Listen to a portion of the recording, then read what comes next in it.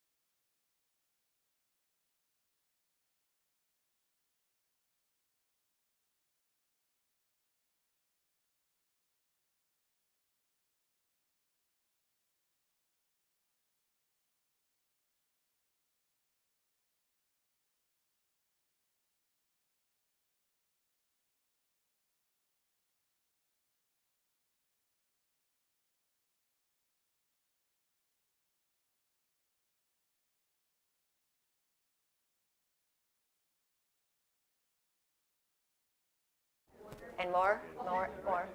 Oh, I have a hard time talking. Wait.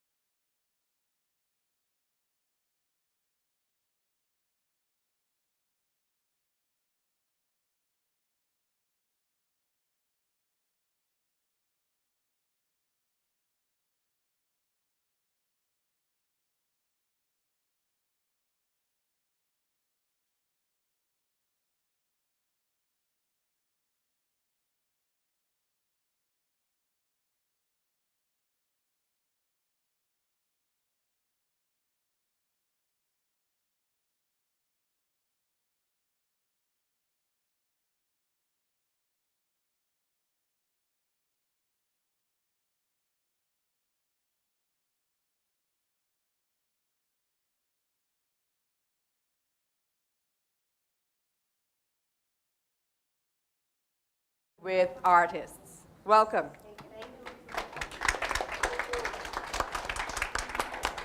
Today, this is our very first Art Lucaya conversation with artists, and we're here to talk with just a few of the artists who are featured in several of the venues at Art Lucaya. Today we have Chantal Bethel, Claudette Dean, Del Foxton, Benjamin Ferguson Jr., I was going to say senior, not yet, and Sheldon Saint. You may recognize them. So I'd just like to tell you what the format will be for today.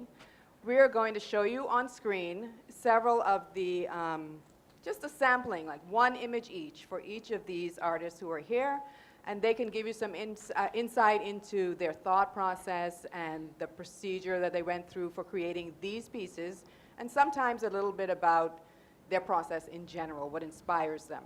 And then after that, we will have a more general open discussion with everyone to talk about creativity and what it means for us in Grand Bahama, beyond us as artists, how that can really expand into our entire community and maybe serve as a tool to move us forward into new arenas, as we're always moving forward in Grand Bahama, right?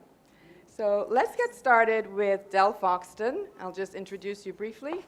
Del Foxton transitioned from a corporate background in Canada to an artistic lifestyle here on Grand Bahama Island. She had a very eco-conscious upbringing and had a problem adding the paper waste produced by her career and her family into the local dump. She took action by turning to the ancient art form of hand paper making that began in China in 105 AD, a little before my time. And although papermaking is now industrialized, the original process is kept alive by Del from her Adagio art studio and gallery, where she continues her passion for transforming paper discards into her unique artistic creations. Welcome, Del. Welcome, everybody. Good morning and thank you. And I actually took notes so I wouldn't talk too much, because you know how I talk. The 4 pieces in my Energy Rising collection that I created for this Art Lucaya festival was really my first opportunity to delve into how much we, my husband and I, were affected and how we are emerging from Hurricane Dorian. Gambier Point, our small community in the East Grand Bahama, was badly affected by the hurricane. Our neighbors were in their attic for 32 hours before being rescued, and their homes were badly damaged. Our home that my husband built 20 years ago was damaged, and our cottage, my Adagio Art Gallery, was totally wiped out. Except we found my husband's mother's old Singer treadle sewing machine down by the ocean. We brought it from Canada, and there it was down by the ocean. Energy Rising, my first piece, is titled Picking Up the Pieces, as I literally went digging in the rubble to see if I could find traces of anything, maybe art pieces, because the cottage was my art gallery that some of you have been to out there, and I found nothing. The second piece is called Beginning Anew. Because the loss was sad and painful, we decided to sell our home and begin anew in Freeport. A contractor friend bought our home and is creating his dreams there now. I thought he would be here, but anyway. The third piece is Toward a Brighter Tomorrow. As our beautiful island slowly picks up the pieces and moves forward toward a brighter tomorrow, my husband and I are doing the same. And my fourth piece, is not probably shown, but but it is in the gallery. She lived in our home and survived. It's called My Muse. And she lived in our home and survived the hurricane, but was damaged. But I thank Sheldon Saint for reviving her and delivering her to me here the day we set up the exhibition, so My Muse was able to witness Energy Rising, but in a new location. The inaugural Art Lucaya Art Festival provided an impetus for my personal healing. I continue to indulge my passion to transform yours and our paper waste into wall sculptures at Adagio Art Gallery's new location in Bell Channel Club. I strongly believe that art heals, whatever form it takes, making a wonderful guava pie, guava duff, building a home, writing a poem, where are you? Writing a poem, or painting a mural. Whatever brings joy. Art heals, slowly, but it does. Thank you. Thank you, Del. Thank you. It's fascinating, too, that your three pieces that create this collection called Energy Rising, they tell a story in the titles, picking up the pieces, building anew, and toward a better tomorrow. That was intentional of you? Very much so. But it came, as I say, that this whole festival is an input. It was the reason to pick up to do something that showed picking up the pieces. And that first one, there's all kinds of, it was just bunches of pieces of paper that I had, not that I rescued because there wasn't anything. And then the one going up, I liked stalactites. You know the stalactites? Or no, it's the mites that go up, right? So the mites were that. And then I like doing the round ones, and that was toward a brighter tomorrow. Thank you so much, Del. Thank you. And of course, for all of these pieces that you see here on the screen, this is a poor representation. And everyone that's on the panel here today, their pieces, though, are available in the Glory Banks Gallery. So you can see them live in the proper color and the size and really appreciate them. So I invite you all to do that once we're done. Thanks, Del. Thank you, Lisa. Our next panelist is Chantal Bethel. Chantal is a national and international award-winning artist. She's a mixed media artist whose practice encompasses painting, sculpture, installation, and assemblage. And she's known for her use of the chroma crackle, a medium that creates a shattered texture and is, for her, a metaphor for life. Her art celebrates the various cultures that she's experienced and definitely reflects the spirituality that is evident in her craft. And any of you who've seen one of Chantal's pieces live, you've seen that chroma crackle effect, that it almost looks like mosaic tiles, and that's what you can see in this piece here, The Survivors. What you may not know is that Chantal actually hand paints every single one of those tiny bits of crackle. She doesn't just do a brushstroke, every single one. So even the thought of her doing that, it's so calming and meditative. But let's hear from Chantal exactly what goes into her work and talk to us a bit about this piece in particular. Right. Good morning. This piece is named The Survivors, but the body of work that I have in the gallery right now is about the birds of the Bahamas. I am still in a Dorian mode. I have just worked on an exhibition which is now in Nassau about Dorian, and so all my work up till now is still about what happened to us after the hurricane. So Dorian did not just destroy our home, it also destroyed the habitat for the birds. And one of the pieces is about the return of the bird, because some of them had disappeared after the storm, the warbler, which is typical of the Bahamas, Grand Bahama and Abaco. And the second painting is about the healing period that we had to go through in order to get to where we are now. So I'll be talking about the survivors. Now, I am a survivor. She is a survivor. And I think all of you are here or were here during Dorian are survivors as well. So that was very strong for me because I needed to go back to what happened in order to get to where I am now. So the survivors, after Dorian, there was an oil spill in East End. And the two birds that you see on this painting, they are covered with oil. And the name of the exhibition that I did before is One Goat and Three Bird, which comes from a comment that was made by a former minister that only one goat and three bird were actually affected by the storm. And so we were really affected ourselves to hear such a comment. So I needed to do this painting about the birds. So with this painting particularly, I use, if you see the actual painting, the whole painting, I use crackle on the entire painting. The reason for doing that, as Lisa explained, the crackle is a medium that cracks when it dries, and it allows you to see what is beyond the surface. And for me, it is a metaphor of life, because I believe that in life, oftentimes, we cannot judge things by the superficial that you see. You need to go beyond the surface to actually find the truth. So most of my work are based on that. So this is the reason why I keep using the crackle. So on this particular painting, I use the crackle everywhere, including the woman's face. So she's like, she has cracks on her face because we were all broken after Dorian. So this is the meaning of the crack all over the painting. And she is like the symbol of a woman, the soul, the symbol of the soul that is coming to comfort the birds, because she doesn't have the all on her body, but she's also broken. So we all part of the universe, the birds, the animals, and the human beings. So she's there to actually comfort the birds. And so I would also like to I would like to refer to one of the young artists in Nassau. Her name is Angelica Whitfield, and she had an amazing work that is called Hope is a Weapon.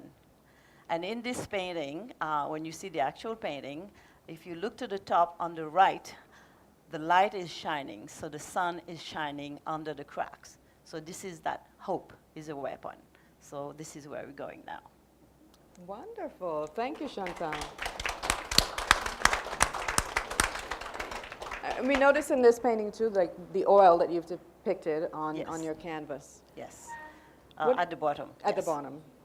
Yes. What made you decide to really depict that so clearly? Well, because if you drove to East End, the oil was everywhere. Everything was black. The trees were black, the soil was black, and so I needed to show what was dripping from the birds. So it was on the ground as well, although she's not affected that much. Right, right. And how important is it for us to, like, you bring up this notion that even though she has not been affected by the oil spill, she's sharing in their grief. How important is that as a message to us as a community to remember? Well, as a community, we are our brothers keepers. So we are brothers keepers for the birds as well. And in general, we are brothers keepers for the human, all the humans that are here, regardless where they come from, what color they are, or whoever they are. So we have to take care of each other. Wonderful. Thank you. Thank you, Chantal. Next up, thank you. Next up, we have Claudette Dean, right here, right next to me. Born in Canada, Bahamian published author and accomplished artist Claudette Dean has called Freeport, Grand Bahama home since 1979. But before we captured her heart, her studies at the University of Windsor, Ontario, centered on language where she earned a BA in French literature. Lucky for us, though, she has since widened her focus on the language of art, furthering her studies at the Fine Arts Work Center in Provincetown, Massachusetts, and ultimately benefiting from the tutelage and mentorship of Bahamian artist Antonius Roberts. She began working as an artist in the early 1990s and describes her spiritually based work as modern mystical. Welcome, welcome. And Claudette, your slide will be right up, I'm sure. There we go. All right. Claudette, please speak to us about your lovely painting. Good morning. For this talk, I chose A Time to Rise, this particular painting, for several reasons. It's the most personal piece I have in my collection that's on display. And also, it's a very good example of the alchemy that is involved in creating a painting, and also, the healing and transformative power of art. When I heard the theme was emergence, as one who really went through Dorian in a very real way, I went there. And so the first image that came to my mind was a woman in a crouched position. So she was the focal point of the painting from the very beginning. One of the images that was really devastating to me after Dorian in nature were all of the dead pine trees. And still to this day, when I see them, I get a very guttural reaction to them. And so because of their shape being tall and slender, to me, I thought that I could use them to indicate prison bars. So these ghostly phantom trees creating sort of, holding Enclosure. her captive, in a way, and her being really sad still about the death of the trees and everything that happened. So that was my initial, thought. And so in the beginning, the whole composition was a lot darker. The trees were darker, and sorry, I'm getting this. Oh. The trees were a lot darker, but as I went through the process, the painting kept talking to me. So the colors got lighter eventually. In the beginning, I had the trees disappearing into the light. There was a lot more of a death metaphor about the whole thing, although the woman remained the same way throughout, which was interesting. And so as the painting kept talking to me, the colors started getting lighter. I extended the tree. It became then not a woman captive by the memory of these ghost trees, but a woman who was actually being comforted by the ghost Interesting. trees. That's amazing. Right. And so, it was transformational for me to paint that painting, from going to that feeling to the end result. End result painting. So it's the magic that happens when you create art. Right. Thank you very much, Claudette. And I must say, this is something that came up often in our conversations with these artists ahead of time. This notion that sometimes when you begin a work of art, you think you're going to go in one direction, but they leave themselves open to the possibility that they may change their mind, that it may shift, that what ends up on the canvas really hardly resembles what they thought they were going to start with. So again, I keep doing this, but I bring that back to us as a community, that sometimes, even if we aren't artists, with our own creativity and our own plan making, to just dare to begin, maybe, for whatever plans we have for Grand Bahama, for our future, but be receptive that it may be fluid, that we may decide to change course. That doesn't mean failure, it means adaptation and flexibility. So thank you for that lesson. You're welcome. Next, I'm going to invite Sheldon Saint. Award-winning Bahamian artist Sheldon Saint is recognized as one who captures the natural beauty and grace of everyday island life. For more than 20 years, Sheldon has been creating exceptionally detailed works of art in oil, watercolor, and conte. Sheldon has exhibited extensively in the Bahamas in group and solo exhibitions since 1995. His work was accepted for the National Art Gallery of the Bahamas' inaugural exhibition in 2003 and the National Exhibition in 2004, and has been featured in numerous publications and books. He's a member of the Grand Bahama Artists Association and the American Watercolor Society. Welcome, Sheldon. Thank you for having me. And I have to say, these are very abbreviated introductions. Everyone's introduction could be a presentation in itself. So just to understand that, I'm just hitting the highlights for all of our artists here. But please, Sheldon, talk to us about Mangrove on My Mind. Mangrove on My Mind. This is a very unusual piece for me. And I don't quite understand why I felt like doing the mangroves. For some reason, I was drawn to them. Some weeks ago, I just wanted to go out to Dover Sound and to take some photographs of the mangroves. And I was quite shocked and surprised to see how much Dorian had actually destroyed the whole area. As I was saying to Lisa a few weeks ago, I said, on the day when I wanted to go out there to actually take a photograph, for some reason, everything that I had planned to do, or everything that would have distracted me from actually taking the photograph, just moved out of my way.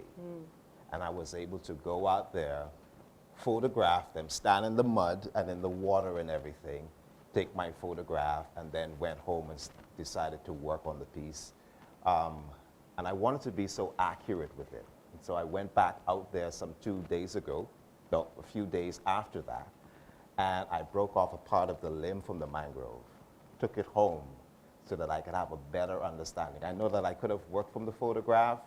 I'm sorry for destroying the mangroves just a little bit more. But you had it in a glass of water when I saw it. It was still. Yeah, she saw it. It was still in a safe. glass of water. So I tried to preserve it. But I still want to go back out there again to continue this mangrove, I guess, era of my creative process and take some more photographs and work from them so we can have a better understanding of what the mangroves actually mean. From my understanding, it's some 73% of our mangroves was destroyed as a result of Dorian. And had it not been for the mangroves, our devastation here in Grand Bahama would have been worse. So in a very real way, sometimes we forget about our connection with nature, that we're not just observers, we're a part of nature.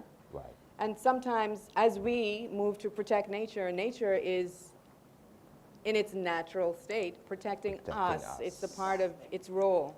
So with all of the programs that are in place now trying to replant the mangroves, it's not just us being kind to our neighbors in nature, Yes. but yes, yes. you know, it's something that we need to do. We're giving to ourselves as well. And as if we're I could helping them. just add this, we do have, there is a workshop coming up on the 27th, from the 27th of this month to April 1st here at the Rand Nature Center about the workshops, okay, for replanting the mangroves. Yes. So hopefully we'll see all of you here. Yes. I'll be here. We're going to as much as give I Sheldon possibly some can. extra ones because he broke that limb off. Yeah. Thank you, Sheldon.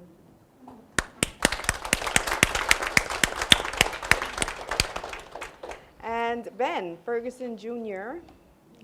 Benjamin Ferguson Jr. was born right here on Grand Bahama Island in 1987. I think I was graduating university then. Ben. Anyway, inspired by more than just the scenery, Ben became drawn to the vibrant energy of the people around him and through his art set out to tell their stories. The stories of generations of people with a rich cultural history, and more specifically, the stories of an island nation finding its place in our constantly changing world while holding on to simpler values. Since his start as an amateur artist, Ben has seen his work evolve into national conversations and spurred meaningful cultural dialogue, all while receiving local and international accolades. I mean, we say spark national conversations. He stirred up a little controversy, but we're not going to talk about that. Sometimes that's what has to be done, right? As an educator, Ben has dedicated his life to the next generation of Bahamian artists. In addition to serving as the president of the Grand Bahama Artists Association and a member of the National Creative Council, he dedicates his days to teaching and mentoring art students at the Jack Hayward Senior High School. Thank you, Ben, for coming. Thank you. And this is his work, one of two pieces that's in the exhibition here at the Glory Banks Gallery. This is a very large piece. It's like 8 feet tall, is it? It feels like it's 8 feet tall. It's very impressive. But speak to us about This Is Us. Good morning, everybody. Good morning. It's a pleasure being here. My piece, This Is Us, deals with the powerful energy of intimacy and unity. So if you were to think about relationships, they are admired, especially when those things are expressed in its purity. However, there are relationships that go up and down and some that break apart. And based on that knowledge of people I know and people I'm hearing about, things I see, I created a work that was made to encourage people who have relationships and to try to draw closer to their partner. As you can see, they're standing in a body of water.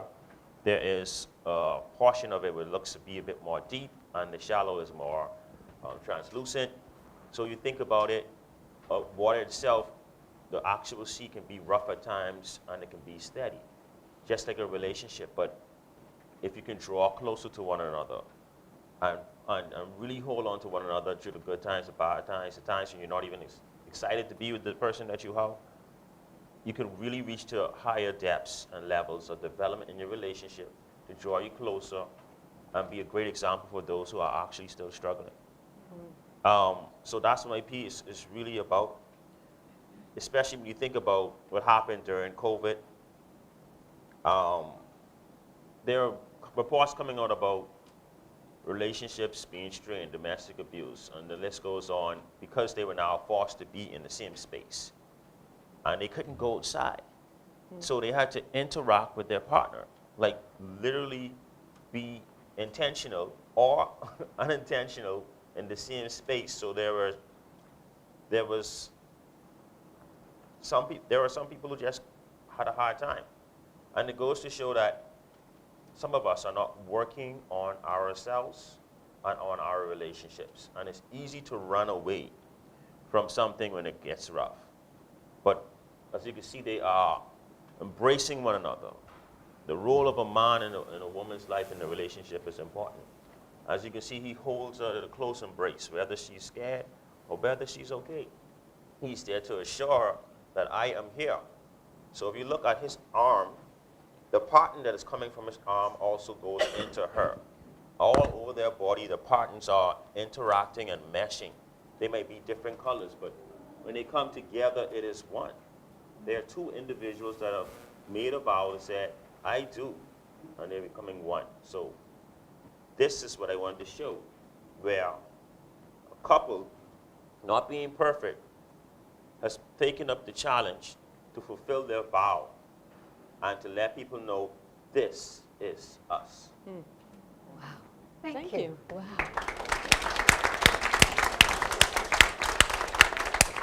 Thank you so much, Ben. And then, like I always do, if we were to pull your metaphor into Grand Bahama as a community, can you talk a bit about this notion that sometimes being in a crisis can reveal whatever strength we had, and even if it reveals our weaknesses, that's still a plus because we can address the weaknesses. Talk a little bit about that, please. Okay, when we are faced with adversity, it definitely shows us what we are capable of. Also, where our weaknesses are, like you said. However, when we choose to make steps or to remain still or become stagnant, that always determines how it affects not just us, but the people around us. So as a people of Grand Bahama, having gone through so many disasters, having a decline in our economy, we always found ways in which we could keep going. We always found ways in which we could try evolve something, start something fresh and new. And it's continually going on. But however, there are some people who still feel like they're tired and they're broken from keep trying or having to see others fail at something and see that in their mind, their perspective, I can't do it. So even as a creative community, it's kind of tough on us. Thankfully, we have this art festival where we're able to actually do this, have this talk, be able to display our works, and not look towards running out of the island to be seen, to be heard, to be a part of something greater. Because as we know, art goes along with community. Yes. Art, like Dale says, it deals with healing, deliverance. All these things art can do. And it's so powerful, whether it is a still image or something that is in motion, something that you could walk all the way around and engage with. And we have to think about it as our people. We all are of different facets, but together we can do great things. We can help one another. We can lift someone up. We can carry on our shoulder, and We can lean on someone when we can need lean on to. someone, Yes. and we can assist others. And that's how I view it. We might not always have the same viewpoint or perspective or statuses or circumstances, but we are still human beings, Right. and we can still definitely love on one another. Lovely. Thank you very much. So now I'm going to just invite you all to contribute to this part of the conversation as we segue into that. Since we're talking about what art can do for us as a community, what this, the notion of nurturing our creativity, whether we're artists or bankers or any field that you may be in, if you're at home and keeping your home. Chantal, you have the habit of talking about artists being great at problem solving.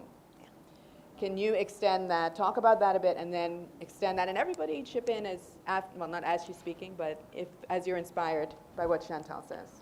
Well, if you're an artist, you know that when you start a painting or a sculpture or a writing, whatever you're doing as art, it's not always starting from A and goes to D. Very often you encounter different problems and you have to solve the problems. And so this is something that you're doing. It's not just about making painting. You can Right. have creativity in everything you do in life, in how you handle your house, how you manage your money, how you speak. And so this is something that all young people should learn. And the other thing is they also learn how to solve problems. Because when they start doing the work and Are you ever beyond that place where you can start to nurture your I am creativity? forever young. Okay. Well, one of the things, I don't know, we probably all remember when our abstract art was starting and we would be in galleries or we would be showing and somebody would say, my kid could do better than that. Well, one of the things I'm saying about walking around both here and at Port Lacaya, I think everybody needs to, the kids, parents need to take the kids and the husband out of the away from the TV and come and have a look, because you know what? Because you could look at that something and say, I could do better. I can do that. You know, what we saw again, well, in there, but also at Lacaya last night, there is so much that is so different, and that each of one of you, Sheldon, you're two there. They could look. I mean, they see your wonderful work all the time, but when you go and they were there last night, right? Not last evening, but they do see my work and they do create as well. Yes, but you know what? But they might want to do what Daddy does, right? They might want to have something totally different. And anyway, that's what I think, that you can look around and see that it doesn't have to be, like you said, a painting. It can be everything. You know, I saw a man fixing our ceiling, and it was all, you know, he was looking at it in this way. Well, he was making it perfect. That was his art. It was That's right. fabulous, you know. That's right. Anyway, that's me. Sorry. Absolutely.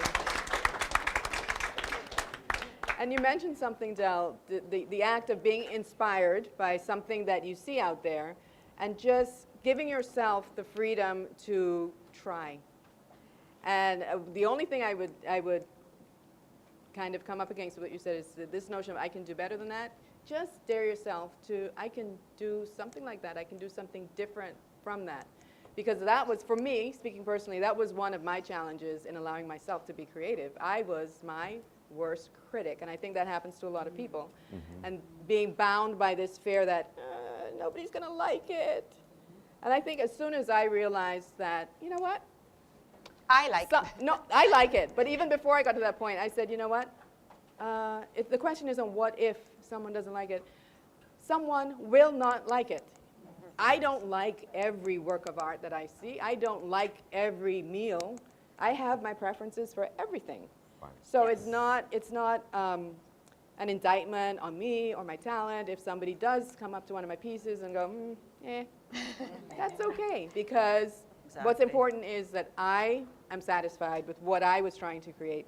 And so that's what we would want to encourage everyone to just dare to try. Just dare to try. If I can add to this, that takes you to why artists should be honest with themselves and be true to themselves. You cannot be somebody else. So you have to feel who you are, and it takes a while to get there. It doesn't happen in one day. Right. So you have to be honest with what you do, and if you like it, and everybody doesn't like it, it's okay. But you like it. And so I would encourage, every artist to be themselves and be honest with what they do. Don't try to be somebody else. Nobody sees the world through your perspective, and Right. so your voice needs to be heard. Absolutely. Yes. Anyone else have a comment on that? Nope. Well, I could say that's something that's a common human being thing, to critique ourselves and to think that our work at times is not as good as what we previously done or what we've seen someone else done. And like Evo said, being able to firstly, I guess, be willing to forgive yourself even if it doesn't come out how you would like it to be, is important. Giving yourself the grace to expand, the grace to fall, the grace to, try again. That is always something we have to do Because if we are too hard on ourselves, we'll actually hold ourselves back. Which actually ties into my other piece that was displayed on the screen that's inside there. It's the whole fact that you have to dare to try, and in all your creativity or all you're doing, just do it. And however it comes out, appreciate it, learn from it, and try to move forward. Don't go back. Right. You know what? And here we are preaching to the converted. We have amongst us here such beautiful artists that also should be saying something. Eva, Eva, your piece that at the Port Lakaya, those 4 poems, you know, from Dorian, fantastic. And your poetry, all of you, I mean, somebody say something because you guys are great. Well, We learn from you. We're going to invite now if anyone has any questions or would like to make comment, and Eva would like to go first. Eva.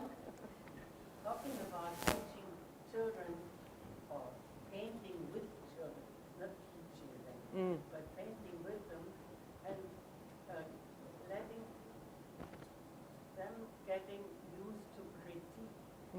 That's something they will need all over in the world later, not only in art. But in art you can do it. You can say, listen, there's a tree back there, one tree, go a little back and look at it again. Maybe that tree is too dark. Okay, I'm going to translate what you said because you don't have a mic, so I want everyone here and watching live possibly to hear this important comment that you're making. What Eva is saying, that she feels that art is very important too for the children, for the youth among us, because it's an opportunity to teach us how to accept criticism and to give criticism. And she says that's vital in terms of any type of growth that we want to achieve. That I would tend to agree that we certainly have a situation at times where either people aren't accustomed to being criticized, so they feel discouraged and shut down if they receive some criticism. And likewise, if better. Correct, Eva? Yes. Wonderful. Thank you, thank you. Anybody else? And maybe the word is not criticism. Maybe the word is how do we suggest to children? Because I think when we criticize somebody, we often shut them down. When Okay. we say it in a different way, hey, look, maybe this is a suggestion. You might want to run with it, little one. Okay. It's just another thought Yes. of the wording of Again, Marina, I don't know if you could hear, but Marina was saying that maybe one of the things we can do for ourselves to help us to guard the way we give feedback is to not consider it criticism, but a suggestion. When you're talking to someone, whether it's a child or a coworker or a family member, a suggestion as to how to try a different way, approach it in a different angle, and then that would automatically put us in a mindset that the way we're speaking to this person about their work or their attempt at anything could prove to be constructive. That goes a long way in relationship as well.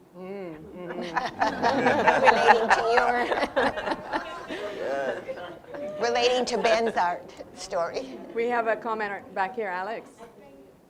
To Dell's point, something like the event that we're having this weekend, I think we do our young artists a disservice by not encouraging them to come out, and not just for after the event, but during the event, the paid event, where they see the excitement and the candor of people enjoying and appreciating the different forms of art. Because yes, we'll bring them out after when there's not many people around, but I think too, particularly those that are budding or emerging artists, if our kids show some type of interest, if they come into the space, they're inspired. I spoke with an artist who was her first time presenting last night, and she was timid and she was scared, and she said, she kind of more, and I think people are inspired. So more, and I think people are inspired. So Thank you. I think that's what we need to do more. Thank you, Alex. Oh. Perfect. All right, I'm being told to wrap up this first segment. And to do that, I'm going to spring something on you all very quickly, very quickly.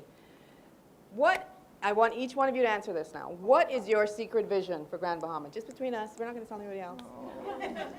What's your secret vision for Grand Bahama, where we could be? Well, we would like to see this festival grow and next year, and the year after, and the year after that.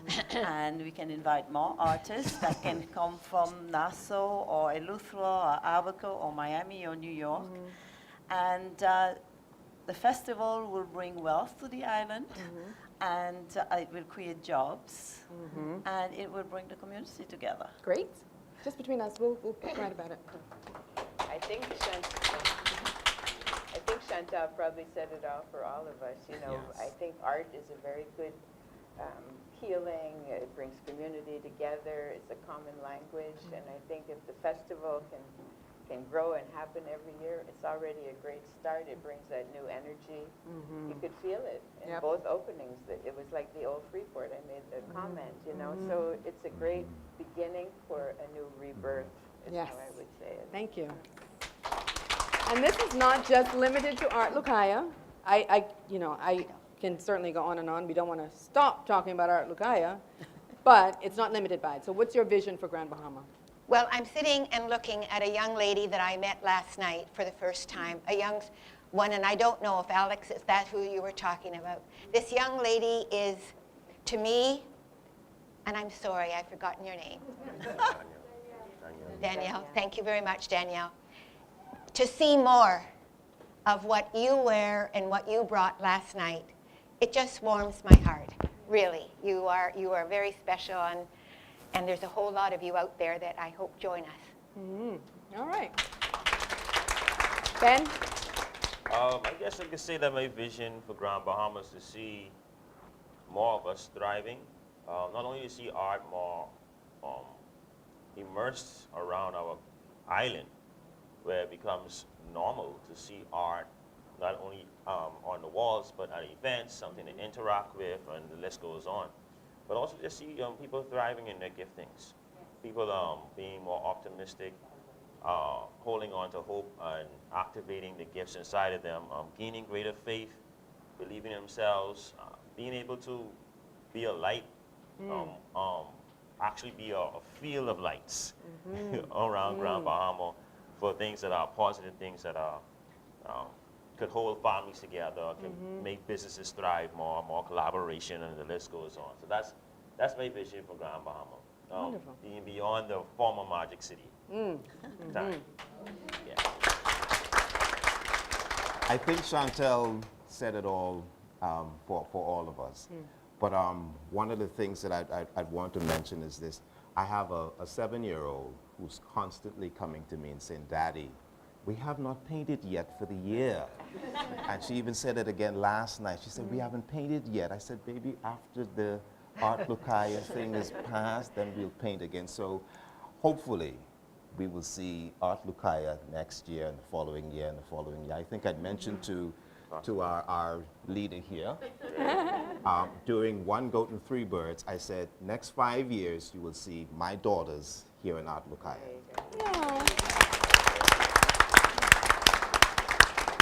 So thank you all for coming for this first segment. Right after we take a short break, we will have our second panel on to go over their paintings and get a bit of their views of the community. We'd like to thank Sarah St. George here from the Grand Bahama Port Authority, who is really, this is the reason why we're here at Art Lucaya, the vision of the Grand Bahama Port Authority, and our fearless leader, Fatima Kaboub,